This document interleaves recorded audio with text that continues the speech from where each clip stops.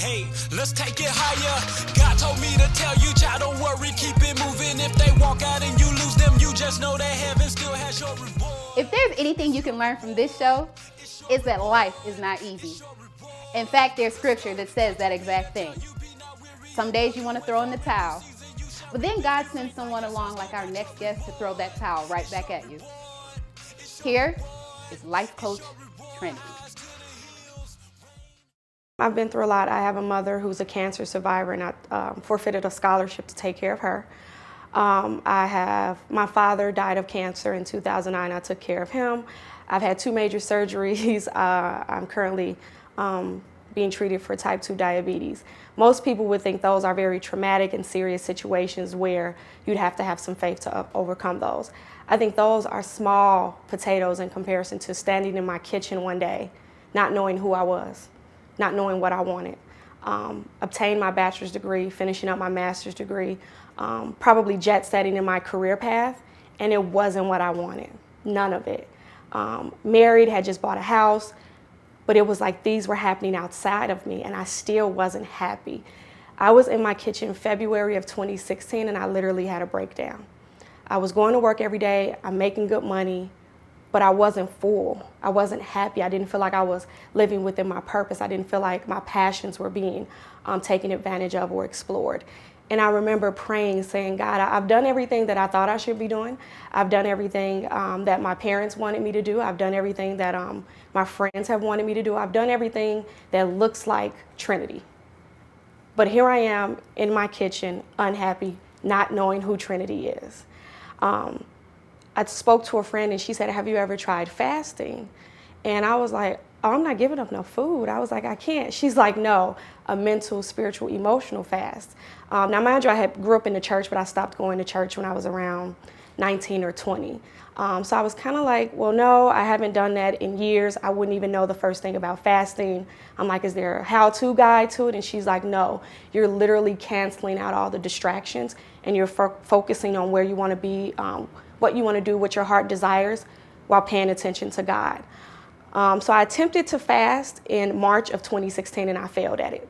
Every distraction that was a distraction, I allowed it to distract me. Social media, friends, drinking, partying, work, being excessively busy, being everything to everybody but nothing to myself. So I failed horribly. I tried it again in April of 2016, failed horribly.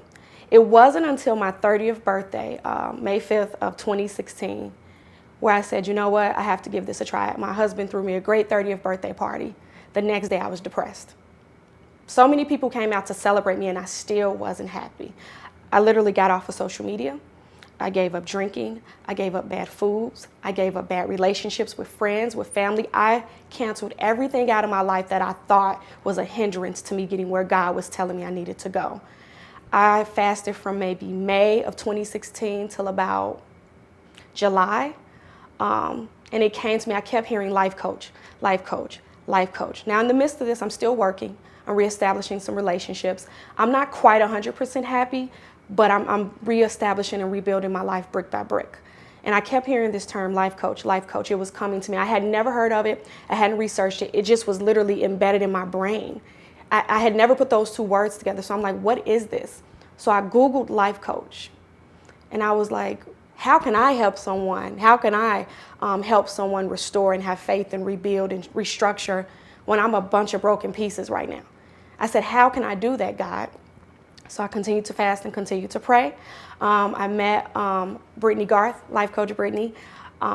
She ended up affording me an opportunity to go to life coaching school, and I was good for a few months. Then the issue came up, what is my niche?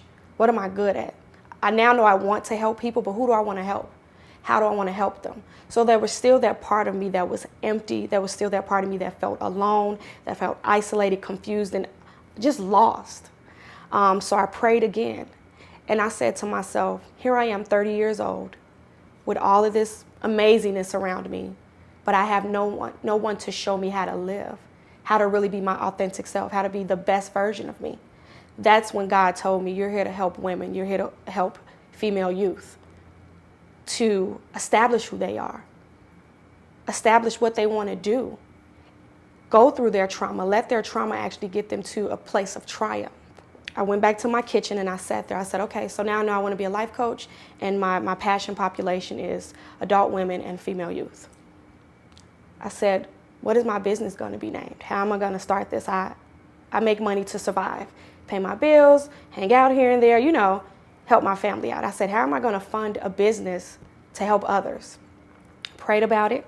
My husband actually helped me come up with my business name, which is T3 Life Coaching. It's a play on my name, Trenity, the power of 3. I said, okay, T3, that's great. It sounds like a fitness program. I said, so what next? He said, what are 3 things that you yourself have worked on in your fasting, your praying, your building better relationships, identifying how your trauma got you to where you are and how to use it to triumph? And I said, you know what? I've targeted all the issues in my life, the bad relationships, the bad people, the things that make me unhappy. I've transformed a lot of things in my life. I've transformed the relationship. I've transformed myself. And I've thrived in so many areas in my life. Even though there were areas I still needed to grow, those were 3 things that I saw over the course of 2016 that were sticking out to me. So it's target, transform, and thrive. I think for me, my business saved me. Entrepreneurship is not easy. It's probably, for the most common person, it will make you feel like just giving up, actually. But for me, starting my business made me reestablish Trinity because I was losing myself. I was close many, many times to giving up in every area of my life, even my marriage. Feeling like I had failed people even though I was there for them. I had a job where I worked so hard but never felt appreciated. I felt worthless at times, and it's a really weird paradigm of everyone on the outside is thinking, oh my God, look at her, she has her bachelor's, her master's, her house, she's married, her husband is successful. But no one knew I was dying at home. It was nights where my husband would be asleep, and I would turn and I would cry because I couldn't allow him to see the woman he married was not the woman he married. I couldn't allow my friends to see that the person that they sought out for help and guidance and confidence, she herself was weak, timid, fragile, and broken, confused, lost everything. I couldn't allow my mother to see her daughter who took care of her and got her well and healthy, who took care of my dying father and made sure he was okay, who's helped my sister with her 4 children, who's helped my brother who's a convicted felon. I couldn't let my mother see how weak I was. So I'm going through all of this, and it was a facade. My business forced me to be transparent about myself. It forced me to, as they say, do it or get off the pot. It forced me to make decisions and changes in my life that had I not, I wouldn't be here today. So, you know, I've helped so many women with my business, and it's funny. My clients love me because I'm honest with them. I have clients that are going through relationship problems. I share with them what I've been through. I'm never one to, at least not now, in the past. Now I'm very open. I'm not one to pretend who I am or what I think I should be. I'm an open book now. If it was not for me almost having a breakdown in my kitchen and feeling like a failure, I would have never exposed myself to what I needed to do. I would have never exposed myself to God. I ended up going back to church. I attend Haven of Rest Missionary Baptist Church under Pastor Timothy Dotson. It's on the south side of Chicago. Had I never had that moment in my kitchen on top of fasting, I don't think I would have taken that circle and came back to God. I was running away from God for a long, long, long time. I mean, like running, like not a relay race, like a sprint. I was running from him because I think there was exposure in me looking to him. There was exposure about who I was, what I was really meant to be doing, some things that I needed to work on, some flaws and traits that I needed to change. So I ran from God for so long. But I think that that moment in my kitchen where I had a breakdown with him, that was one of the battles I had to surrender to. It was a battle that I surrendered to, but it was a win for me in the end. All of that brought me back to him, and I realized that I can be broken, I can be battered and abused without anyone laying a finger on me. but God is still there. He's there to take all those crumbled pieces and broken pieces and shattered things, and he's able to make it whole without a crack or a seep in it. Feel, heal, restore for me is being able to understand what I'm going through and how it affects me. My healing process, I'm still going through it. I'm still learning things about myself. I'm still dealing with trauma from when I was 16. I'm just now acknowledging things that happened to me when I was 15 or 16. And it's only because I have to become better, to build, to help the women that I help. I speak all the time, and I have to be able to be footed and grounded in my reality in my life in order to share that and be honest with people. Restoration for me, my husband is a construction worker, and I always look at restoration like a project. Every year, every week, every day is a different project in my life. And I'm still building, I'm still adding, I'm still changing. I'm allowing God to mold, to mend, to shape me into not only what I want to be, what he needs me to be, and what others need me to be. Finding God has allowed me to understand my purpose, but also understand what I need to do to continue to live in purpose. I thank God for that breakdown in my kitchen. I think that was probably one of the best experiences in my life. I was stripped. I was humbled. Being in such a vulnerable state by yourself, hearing, feeling, really taking in everything that's going on around you, it is the most overwhelming experience, but I'm grateful for it.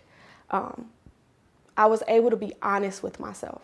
I was able to say, you know what, Trenity, you're going to be 30 years old and you haven't addressed things that happened at 12, 13, 14.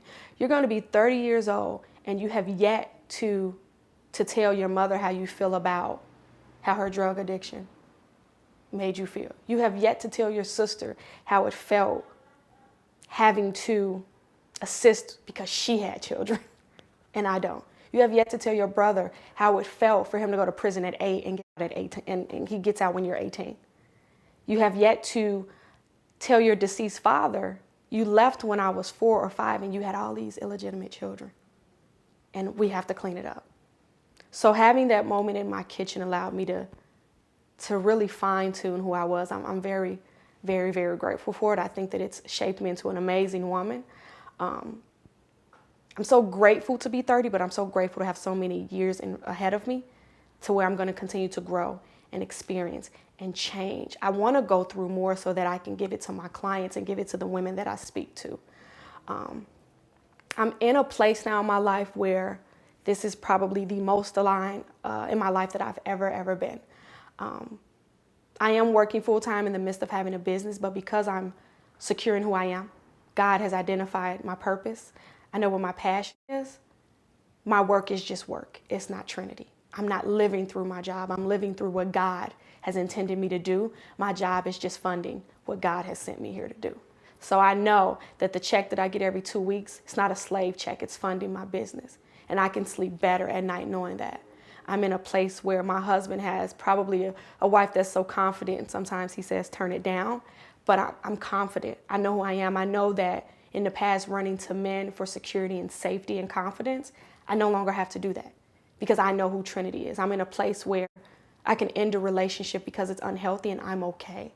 I don't have to hold on to it to feel loved or feel appreciated or feel like I matter. I'm in a place where I know God is using me for great things and he's going to continue to use me for amazing things. I'm actually going to Paris in September because God has called me to use my voice in that setting. So feel, heal, restore for me is identifying in 2016 in my kitchen what I needed to work on, what was really going on in my life. The healing process was the fasting, establishing my business, understanding the parallels in my life and how they fit together, what I needed to change. And the restoration, it's an everyday process. And I am enjoying restoring every part of my life, every facet of who I am. I'm enjoying restoring the relationships from the past and identifying relationships that were new and how to restore those. So I am just grateful. I never ever thought in a million years I would be led back to God. I was one of those people that was like, oh, I don't need God, I don't need church, I'm good. to see where I'm at now with the love, the admiration that I have for God, it's an amazing feeling. It's like having an inner light in me that I want to share and I want to shine. I'm just in a very, very, very grateful state. And I owe that to 2016 having a breakdown. It's mine. Declare it, I got it. It's mine. Claim it, I got it. It's mine. Speak it, I got it. It's mine. J-Hope.